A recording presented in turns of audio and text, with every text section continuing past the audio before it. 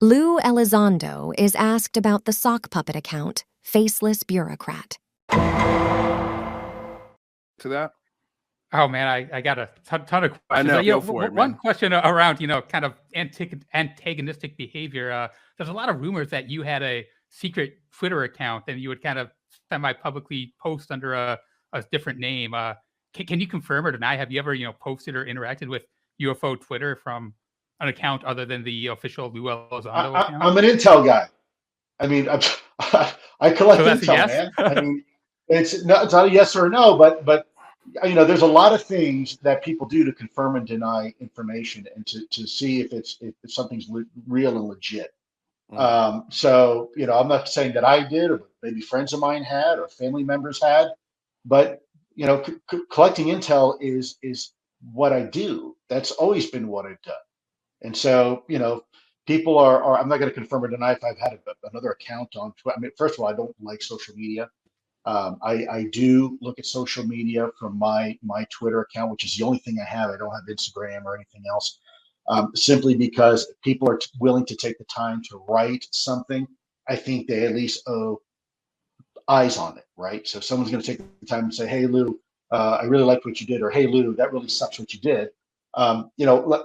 Honestly, there's a couple times where people have called me out, thankfully, because I may have made a mistake. As everybody knows, right on my Twitter page, one of my tenets is I will always hold myself accountable. And there's been, I think, 2 or 3 instances where I've said something and it either wasn't taken properly or maybe I miscommunicated it. And within 24 hours of it being brought to my attention, I readdressed it. And I said, "Oh, hey, mea culpa, guys. Great catch, great call. This was my intent. Apologies if it was lost in translation or if I may have misstated something. That wasn't my intention."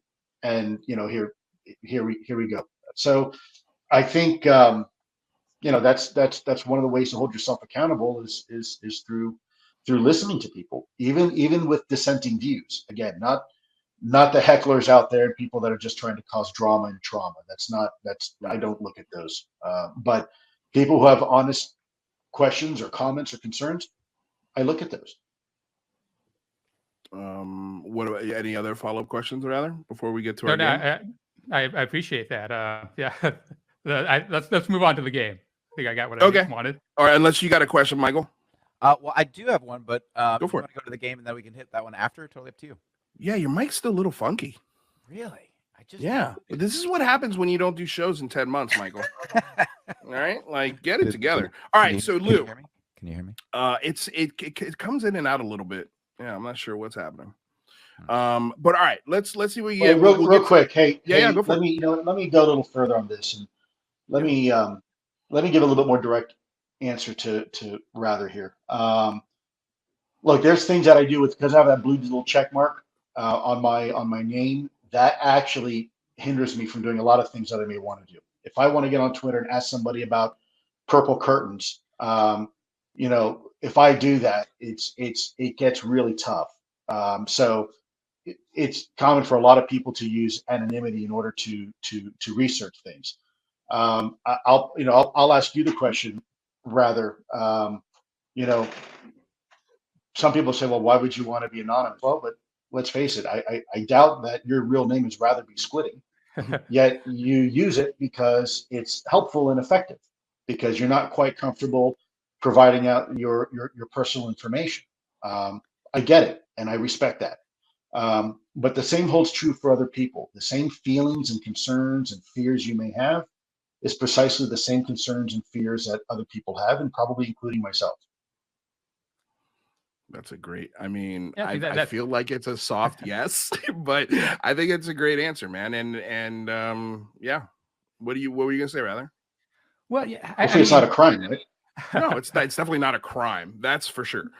But there is kind of a weird dynamic going on in UFO Twitter. And I think that, there was an account that was almost an open secret that was yours. And I'm not sure if this one actually was yours or not, but there's a lot of people on, your supporters who would kind of clamor and onto what that would say, and kind of, rallying cry. And it seemed to kind of stoke fires of division rather than, uniting people. And, frankly, I found that a little disappointing if that account really was yours. But, I do understand. Well, I don't know. You haven't asked me.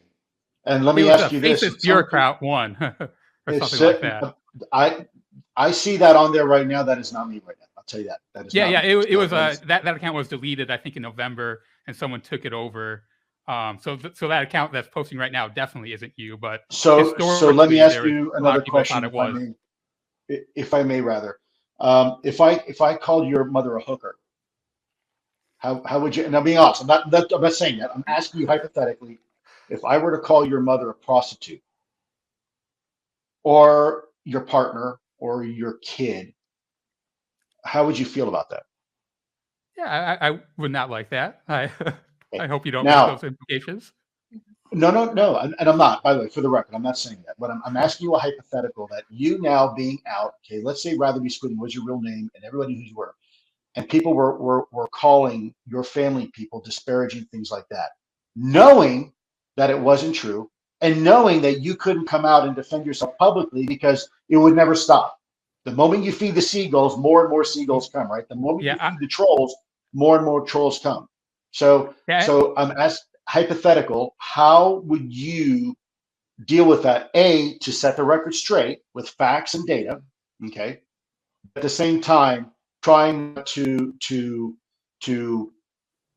continue to facilitate that type of behavior. People do make disparaging comments on me all the time on Twitter and stuff. And I think the best strategy is just to ignore it. You know, it's So usually if I called you a traitor, well, understood. But if I were to accuse you of a crime and you don't address it, I call you. I say, you know what?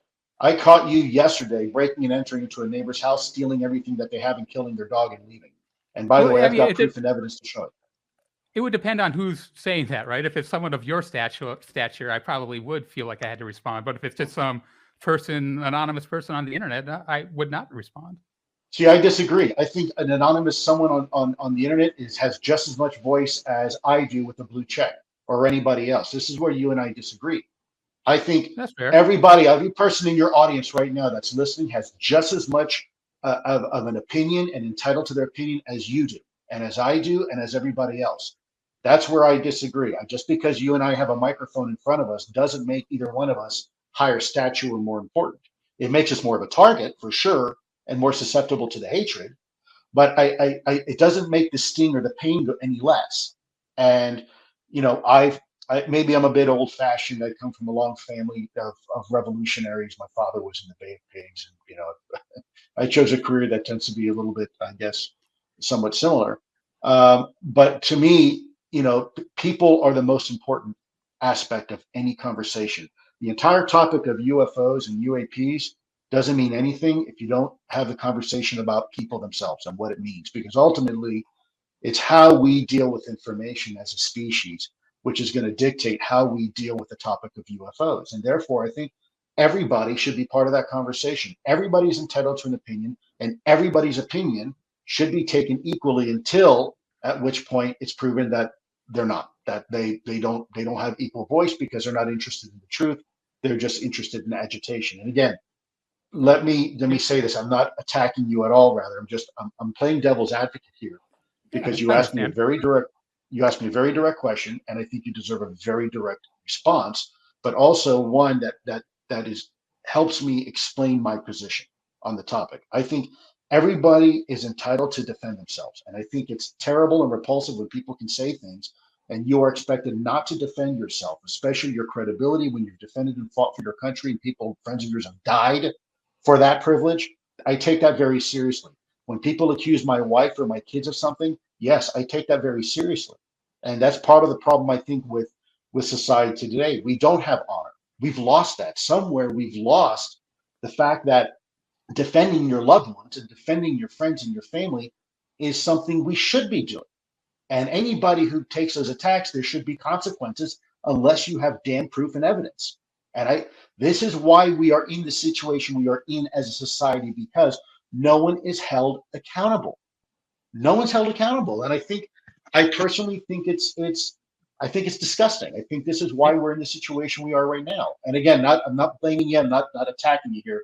Rather, I'm just giving you my honest feeling and my opinion from my heart. So yeah, I'd just like to add, you know, all the attacks that are on Twitter, anyone who's paying attention at all can see right through that, and that's obvious BS, all that stuff. So, you know, I commend you, and I can see how that would be, not make you feel great, and you'd want to respond. But yeah, it is BS in my opinion as well. I mean, look, we're humans.